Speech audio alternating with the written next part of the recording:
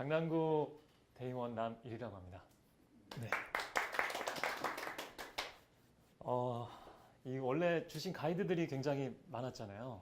근데 제가 이렇게 다 숙지하기가 정말 쉽지 않았습니다. 그래서 어떻게 할까 하다가 사실은 좀 미루다 오늘에 와서 이거를 좀 준비하게 돼서 지금 PPT도 굉장히 허름하고 하지만 내용을 좀 알차게 한번 해보겠습니다.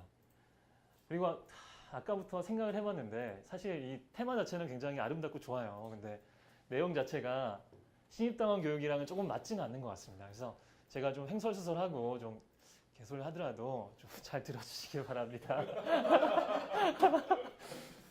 네, 시작해 보겠습니다.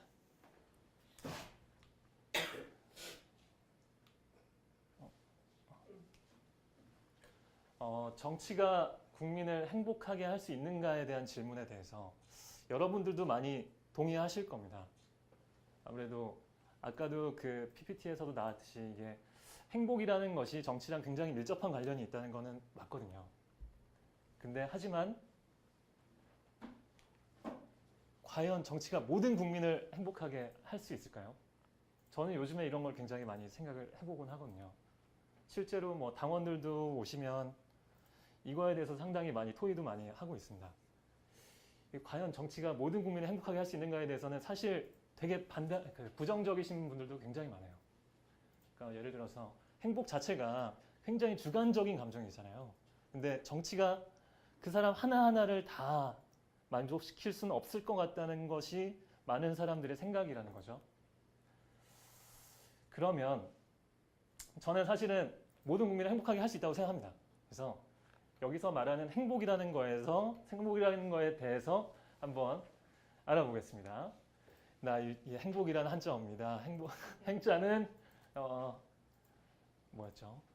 다행이다. 일단 행자고요.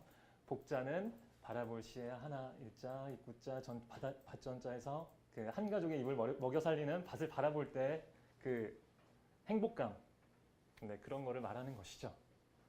그래서 여기서 말하고 싶은 거는 어떤 행복이라는 그 뜻 자체가 어떤 그 스팟이 아니라는 거예요. 그러니까 우리가 뭐 맛있는 거를 먹고 단순히 하고 싶은 걸 하고 이런 거 밭 같은 것도 사가지고 저희가 등기도 하고 뭐 대출금 다 갖고 했을 때 그 순간의 행복이 아니라 그 행복의 점들이 굉장히 이어져 있는 그 리니어한 의미라는 거죠. 아리스토텔레스도 이렇게 똑같은 의미의 행복을 말했습니다. 이유데이모니아라는 이런 뜻인데요. 그리스어겠죠.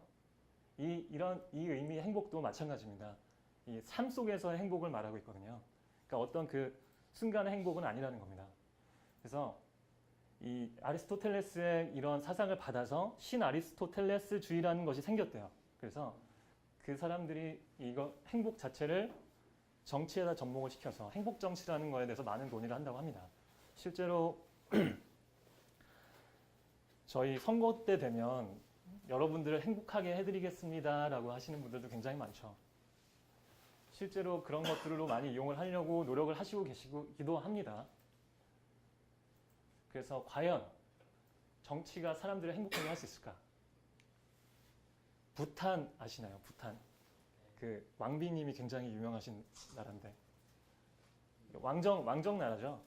왕비님도 굉장히 예쁘시고 한데 이 부탄의 1974년에 17살짜리 왕이 즉위를 하면서 행복 정치를 하겠다고 얘기를 했습니다. 그래서 국회의원 선거도 시작했고요. 사회복지도 시작을 했습니다.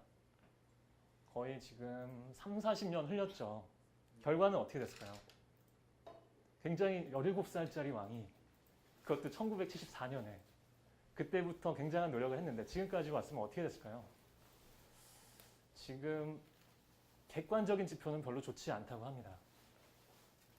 실제로 뭐 자살률도 6위, 전 세계 6위, 실업률도 10% 정도 된다고 하고요. 이런 사례들을 보면 어떻게 보면 굉장히 불가능한 얘기처럼 들릴 수 있죠. 모든 사람을 행복하게 한다는 것 자체가. 하지만 좀 반대의 견도 있습니다. 유엔에서 나온 행복 보고서인데요. 작년에 나온 겁니다. 평가 지표를 보면 굉장히 정치적인 이슈로 짜여져 있죠. 네, GDP는 역시 아시다시피 정치, 경제에서 굉장히 중요한 지표고 사회적 지원이라고 하면 역시 복지겠죠. 그다음에 기대 수명이라는 거는 그 의료 인프라, 그다음에 뭐 의료 보험. 그리고 요 관용이라는 게 있다는 게 굉장히 저는 깜짝 놀랐는데 그 굉장히 유럽 감성이죠. 똘레란스. 이 관용이라는 거는 이렇게 찾아보니까 소수자에 대한 배려를 지표로 삼았다고 하더라고요. 특히나 동성애자에 대한 그런 부분까지. 그리고 선택의 자유, 부정부패. 굉장히 정치적인 이슈들이죠. 사실 이런 것들이 그 사람들의 행복을 좌지우지할 수 있다고 이 UN 분들은 그렇게 믿고 계신 겁니다. 적어도. 근데 이 지표를 보시면 사실 저희가 56위에 있지만 저는 노르웨이 사람보다는 저는 행복할 수 있다고 생각하거든요. 근데 이 지표 자체는 상당히 상대적인 거죠. 그러니까 노르웨이의 어떤 불특정인이 한국에 있는 불특정인보다 행복할 가능성이 높다는 것을 표시하고 싶었던 것 같습니다. 이런 걸 보면 어떻게 보면 제대로 된 정책을 가져가게 되면 모든 사람들이 행복할 수 있는 가능성이 굉장히 높아진다는 거죠. 굉장히 어렵네요.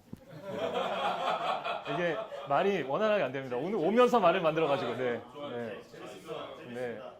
오면서 말을 만들어가지고, 네, 다음 마지막입니다.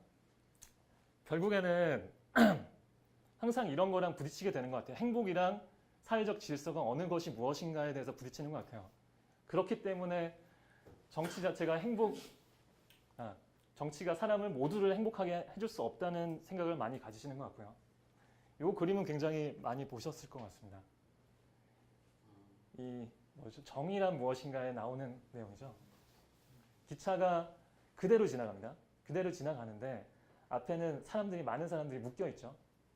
근데 여기서 저는 보고 있다가 앞에 많은 사람들이 묶여 있는데 이쪽엔 한 사람밖에 없으니 내가 이 철로를 바꾸면 한 사람만 죽는 거죠. 여러분들은 어떤 선택을 하실지 모르겠지만 저 같으면 땡길 것 같아요. 여러 명이 죽는 것보다는 한 사람이 죽는 게 낫잖아요. 근데 그 정의란 무엇인가의 저자가 누구였죠? 마이클 샌델. 네. 샌델 아저씨는 여기서 이유를 몇 가지 상황을 더 붙이시는데 만약에 여기 계신 분이 어머니라면 어떻게 하겠냐는 거죠. 저 같으면 당길 수 없습니다. 이 사회적 질서랑 개인 행복과 굉장히 충돌하는 부분이라는 거죠. 하지만 여기 굉장히 함정이 크게 있습니다. 왜 여기에 묶여 있죠?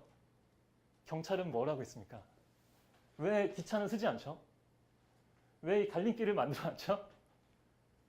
정부는 무엇을 하고 있었냐는 겁니다. 이게 사실은 안타깝지만 세월호 사고랑 되게 비슷하다고 봐요.